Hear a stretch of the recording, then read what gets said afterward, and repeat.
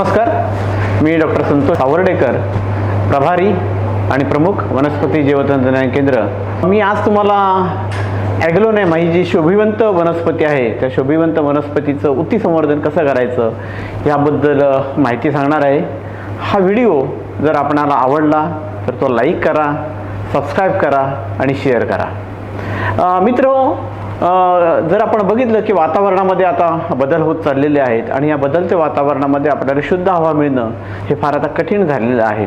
मग अशासाठी काही प्रजाती आहेत का की त्या आपल्याला शुद्ध हवा देऊ शकते?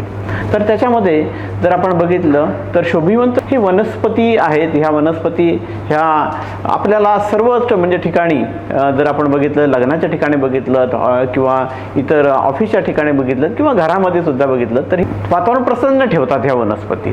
तर अशा वनस्पतींचं जर उती संवर्धन जर करायचं झालं तर नक्की काय करायचं? उती संवर्धनासाठी आम्ही जी निवडलेली जी वनस्पती आहे ती ॲग्लोनेमा। आता ॲग्लोनेमा ही वनस्पती जर आपण बघितलं तर ही इंडोर आहे। इंडोर म्हणजे अंतर्गत वातावरणामध्ये ती चांगली वाढते। आता ही निवडण्याचं कारण कारण काय माहिती आहे का की आज आपण बघतोय की घरामध्ये जर आपण बघितलं किंवा ऑफिसमध्ये बघितलं तर आपण एसीचा जास्त वापर करतो आणि एसीचा वापर करत असताना आपण सर्व खोल्या ज्या असतात त्या बंद असतात, त्यामुळे आपल्याला मोकळी हवा जी असते ती आपल्याला मिळत नाही। ही जी वनस्पती अशी आहे की ज्याच्यामधून आपल्याला शुद्ध हवा चांगली मिळते आणि महत्त्वाचं म्हणजे ह्याच्यामध्ये कार्बन उत्सर्जन जे आहे ते कार्बन उत्सर्जन जवळजवळ 8 ते 13% ह्याच्यामध्ये कमी आहे आणि त्याच्याच तेवढ्याच प्रमाणात जास्त आपल्याला ऑक्सिजन दिला जातो। आता ह्या वनस्पतीची जर आपण नैसर्गिक पद्धतीने अभिवृद्धी जर करायची म्हटली तर आपल्याला त्याचे फार लिमिटेशन्स असतात। लिमिटेशन्स म्हणजेच काय की साधारण एक जर वनस्पती जर घेतली तर एका वनस्पतीपासून साधारण आपण वर्षाला 50 जास्तीत जास्त आपण बनवू शकतो। परंतु हे जर उती संवर्धनाचं जर आपण तंत्रज्ञान वापरलं तर उती संवर्धनाच्या तंत्रज्ञानामुळे आपल्याला साधारण एका झाडापासून आपल्याला साधारण 1000 पर्यंत आपण म्हणजे वनस्पती बनवू शकतो। आता ह्याच्यामध्ये आम्ही 3 जातींचा अंतर्भाव केलेला आहे। त्याच्यामध्ये असेल की सुपर व्हाईट असेल, रेड अंजामनी असेल किंवा रेड व्हॅलेंटाईन असेल, इवन पिंक लिपस्टिकचा सुद्धा आम्ही याच्यामध्ये वापर केलेला आहे। ह्या 4 जातींचा सध्या आम्ही उती संवर्धनाने अभिवृद्धी करतोय। तर ह्याची अभिवृद्धी म्हणजे कशी करावी तर महत्त्वाचं म्हणजे कसं की आपल्याला नेहमीच माहिती आहे की उती संवर्धन म्हटलं की उती संवर्धनामध्ये झाडाची म्हणजे रोपांची निवड करतानाच अशी निवड करायची असतात की ती सुदृढ असली पाहिजेत आणि ती महत्त्वाचं म्हणजे ती म्हणजे पूर्णपणे मायक्रोब्स फ्री, ज्याला आपण म्हणतो सूक्ष्मजीव, याच्यामध्ये सूक्ष्मजीव कोणतेही असता कामा नयेत, कीड आणि रोगापासून मोकळी असली पाहिजे। तर अशा प्रकारचे आपण त्याचं मातृवृक्ष करतो आणि मातृवृक्षापासून आपण जर बघितलं तर साधारण असे अपायकल बड हे जर आपण बघितलं हे साधारण छोटे छोटे असे अपायकल बड जे असतात तर ते आपण अपायकल बड याच्यामध्ये घेत असतो आणि मग हे अपायकल बड आपण एकदा घेतले की साधारण त्याचं आपण हे म्हणतो की स्थिरीकरण म्हणजे कसं की त्याच्यामध्ये पहिल्यांदा ते निर्जंतुकीकरण एकदा झालं। आता आपण बघितलं तर बाह्य वातावरणामध्ये ज्या वेळेला आपण एखादी वनस्पती आणत असतो तर त्याच्या वेळेला त्याचं निर्जंतुकीकरण करणं खूप महत्त्वाचं असतं आणि एकदा का त्याचं निर्जंतुकीकरण बाहेरच्या वातावरणामध्ये झालं की नंतर मग आपण त्याला कल्चर रूममध्ये आणत असतो। आता इथं आपण बघितलं की हे लॅमिनार एअर फ्लो आहेत, त्याच्यामधून शुद्ध हवा येत असते आणि या शुद्ध हवेमध्ये ज्यावेळेला आपण काम करत असतो त्यावेळेला त्याचं आपण जे एक्सप्लांट म्हणतोय की जे आता आपण निवडलेले आहेत तर त्याचं विलगीकरणाचं काम इथे आता सुरू आहे। एकदा का त्याचं विलगीकरण झालं की नंतर मग त्याच्या मीडिया जो असतो त्या मीडियामध्ये जर आपण बघितलं तर हे बघा हे आता विलगीकरणाचं काम इथं सुरू आहे। एकदा का त्याला फुटवे आले की फुटवे आल्यानंतर साधारण 21 दिवसानंतर त्याचं विलगीकरण म्हणजे करणं खूप महत्त्वाचं असतं। त्याच्यामध्ये एक इंडिव्हिज्युअल शूट म्हणजे एकच फक्त त्याला हे असलं पाहिजे, शूट असलं पाहिजे आणि ते नंतर मग आपण काय करायचं असतं की नवीन म्हणजे कल्चर बॉटल जे असतात त्या कल्चर बॉटलमध्ये टाकायचे असतात। याच्यामध्ये जे जुनी झालेली हे असेल म्हणजे काळा पडलेला जो भाग असतो वनस्पतीचा, तो वनस्पतीचा काळा झालेला भाग काढून टाकायचा असतो, कारण काळ्या झालेल्या भागामधून वनस्पती त्याचं अन्नद्रव्य शोषून घेऊ शकत नाही, त्यामुळे त्याला नवीन याच्यामध्ये ट्रान्सफर करणं फार आवश्यकता असते। की निर्जंतुकीकरण केल्यानंतर त्याचा एक मीडिया जो असतो तो MS मीडिया आणि मग त्याच्यामध्ये लागणारे त्याचे जे ग्रोथ रेग्युलेटर्स असतात तर त्याच्यामध्ये ते ॲड केले की आपल्याला त्याचं स्थिरीकरण होतं।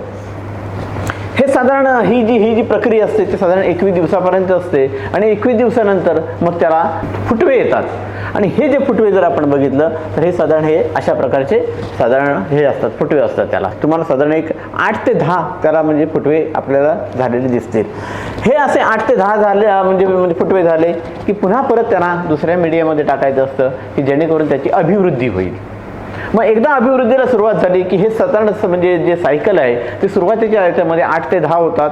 परत त्याचं विलगीकरण करायचं आणि 8 ते 10चं असं करून करत साधारण ज्या वेळेला 7व्या ते 8व्या सायकलपर्यंत आपण पोहोचतो. साधारण 21 दिवसाची सायकल असते आणि 21 दिवसाच्या सायकलपर्यंत ज्या वेळेला पोहोचतो त्यावेळेला आपल्याला साधारण 1000 रोपं आपली तयार होत असतात. आता ही जर विलगीकरण केलेलं रोपांचं जर आपण बघितलं तर विलगीकरण केलेलं रोपं जी असतात तर ती नंतर एका रुटिंग मीडियामध्ये टाकली जातात. रुटिंग म्हणजे त्याला मुळं फुटली असतात. आता आपण हे जर बघतोय, आपण हे जर बघितलं की साधारण हे अशा बॉटल्स असतात आणि त्याच्यामध्ये बॉटल्समध्ये आता जर आपण बघितलं की त्याला आता मुळं फुटलेली आहेत. तर अशा प्रकारची ही एकदा मुळं वगैरे त्यांची फुटून झाली की मुळं फुटल्यानंतर त्याचा साधारण 21 ते 22 दिवसानंतर त्यांना बाहेर काढायचे असतात आणि 21 दिवसानंतर बाहेर काढल्यानंतर मग त्यांना आपण कोकोपीट त्या कोकोपीटमध्ये आपल्याला त्या ठेवायचे असतात. पण हे सगळं करत असताना ही सगळी क्रिया ही जी संपूर्ण प्रक्रिया आहे ती प्रक्रिया बघत असताना याच्यामधलं बाह्य वातावरण हे म्हणजे खूप महत्त्वाचं असतं. बाह्य वातावरणामध्ये काय येतं की त्याचं टेम्परेचर येतं, त्याच्यानंतर त्याची ह्युमिडिटी येते आणि महत्त्वाचं म्हणजे प्रकाश.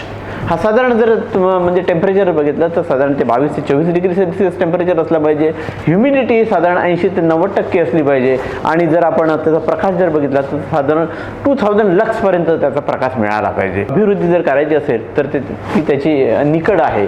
एकदा का त्याला मुळं आली की मुळं झाल्यानंतर हे ॲग्लोनेमाची जी छोटी जी झाडं असतात तर ती छोटी झाडं बाहेरच्या वातावरणामध्ये काढायची असतात आणि असे हे असं प्रोट्रे असतात आणि ह्या प्रोट्रेमध्ये पूर्णपणे फक्त हे असं कोकोपीट असतं की ज्याचं आपण नारळाची किशी आपण म्हणतो त्याला, तर ती असते आणि त्याच्यामध्ये मायक्रोन्युट्रिएंट ॲड केलेले असतात.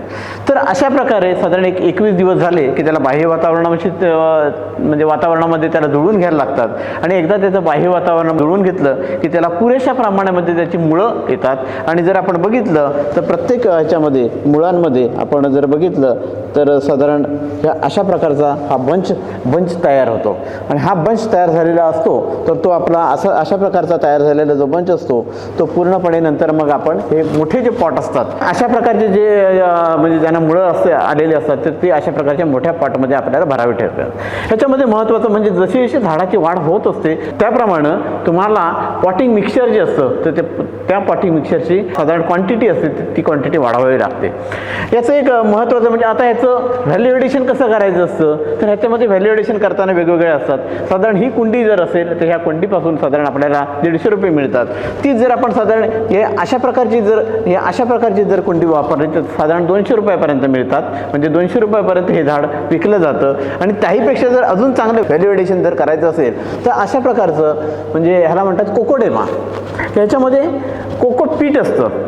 हे कोकोपीट पूर्णपणे याच्यामध्ये भरलं जातं आणि मग साधारण त्याला एक डेकोरेटिव्ह पद्धतीने बनवलं आपण तर ह्या एका झाडाची किंमत साधारण 250 ते 300 रुपयेपर्यंत विकली जाऊ शकते.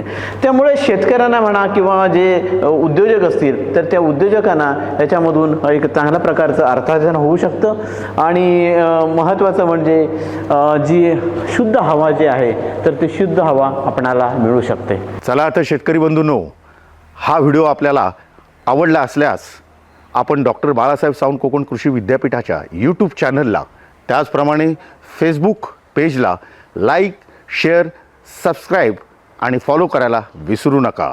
धन्यवाद.